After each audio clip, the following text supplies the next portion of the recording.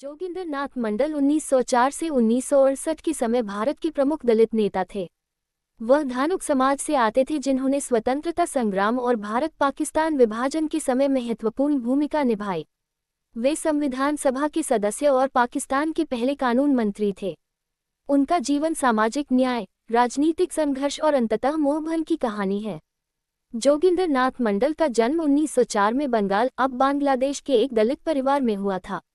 वे बचपन से ही शिक्षा के महत्व को समझते थे और समाज में बराबरी के अधिकारों के लिए संघर्षरत थे।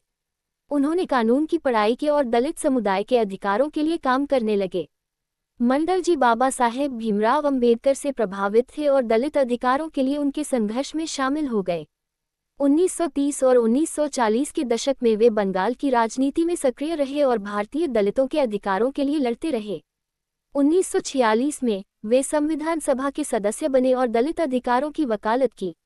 हालांकि वे कांग्रेस से निराश थे क्योंकि उन्हें लगा कि कांग्रेस दलितों के हितों की उपेक्षा कर रही है।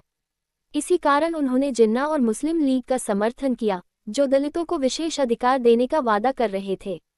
जब 1947 में भारत और पाकिस्तान का विभाजन हुआ, तो जोगिंदर नाथ मंडल पाकिस्तान चले गए और वहां के पहले कानून मंत्री बने।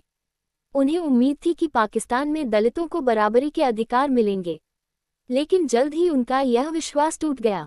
पाकिस्तान में हिंदू और दलितों के साथ भेदभाव बढ़ता गया।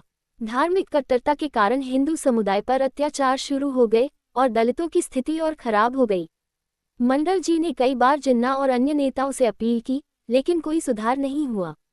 पाकिस्तान छोड़कर भारत वापसी 1950 तक मंडल को एहसास हो गया कि पाकिस्तान में दलितों और हिंदुओं के लिए कोई जगह नहीं है। उन्होंने पाकिस्तान के प्रधानमंत्री लियाकत अली खान को एक लंबा पत्र लिखा, जिसमें उन्होंने पाकिस्तान में हिंदुओं और दलितों पर हो रहे अत्याचारों का जिक्र किया। 1951 में उन्होंने पाकिस्तान के कानून मंत्री पद से इस्तीफा दे दिया और भारत लौट आए। हालांकि भारत लौटने के बाद भी वे राजनीति में सक्रिय नहीं हो सके। वे कोलकाता में गुमनामी में जीवन बिताने लगे और 1968 में उनकी मृत्यु हो गई। जोगिंदर नाथ मंडल की कहानी भारतीय इतिहास का एक अनसुना अध्याय है। वे दलित अधिकारों के लिए लड़े, लेकिन राजनीतिक परिस्थितियों ने उन्हें गलत फैसले लेने पर मजबूर कर दिया। पाकिस्तान में उनका सपना टूट गया और भारत में वे फिर से अपनी जगह नहीं बना सके। उनका जीवन एक महत्वपूर्ण सबक है कि राजनीति में विचारधारा से ज्यादा व्यावहारिकता मायने रखती है। आज जब हम दलित अधिकारों और सामाजिक न्याय की बात करते हैं, तो जोगिंदर नाथ मंडल का योगदान नहीं भुलाया जाना चाहिए। वे एक ऐसे नेता थे जिन्होंने पूरी ईमानदारी से अपने समाज के लिए संघर्ष किया, भले ही उनकी राह कठिन और अंततः